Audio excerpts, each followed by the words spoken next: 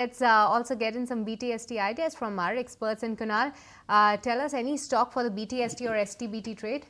Yeah, I'll suggest two buy calls, and the first one is around Bandhan Bank. Even after this 4% plus kind of a move, the stock is now challenging its 50-day moving average. And looking at the indicators, the breakout could probably be happening for the stock over the very near term over the next couple of days. So anticipating that and suggesting a buy with a shorter term target of 150, stop loss to be kept at 139. And the second is a buy on BHEL. It's a more of a contra buy. The stock which has been beaten down significantly, more than a 40% plus correction over the last 6 to 7 months. Apparently just on the sub 200 mark, 190 levels thereabout. The stock looks to be a good contra buy at current levels, risk reward fairly attractive. Look out for targets in the range of 204, stop loss to be kept at 184. All right, so those are the two buy calls coming in on two stocks. One is the banking stock Bandhan Bank, one of the underperformers, seeing a good day today, and BHEL is another stock. But Naresh, what about you? Do you have also some of these buy calls, or would you like to hedge with some of the selling ideas as well? So two buy ideas. First is a buy on PFC. The stock has corrected a lot and shaping up for a bounce back. Stop loss at 378, target price of 395. Second is a buy on Indigo, which clearly is a relative outperformer and on verge of a breakout today. Stop loss at 45.50, target price of 4700. That's the take coming in on some of those interesting trading ideas. In the meantime, oil and gas definitely is going home a winner today, and today is a lot more stable as opposed to what we've been used to of late. Infrastructure, cap goods, textile, pharma have all seen a rebound today.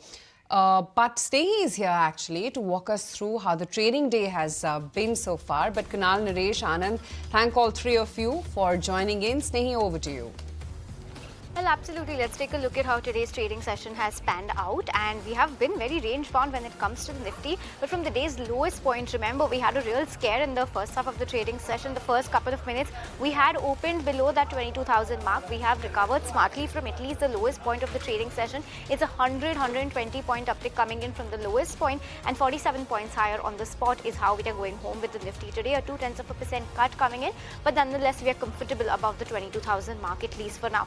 Sensex also has seen slight bit of a cut coming in today, 0.2% cut, but well, it's much lesser compared to the kind of carnage that we've been seeing recently on D Street. Moving on, let's throw the light on the broader markets today. The mid-cap index is absolutely flat, not doing anything in today's trade. It's the smaller end of the market that has seen a stellar recovery today, outperforming the entire market, almost a 0.7% uptick coming in on the small cap index alone.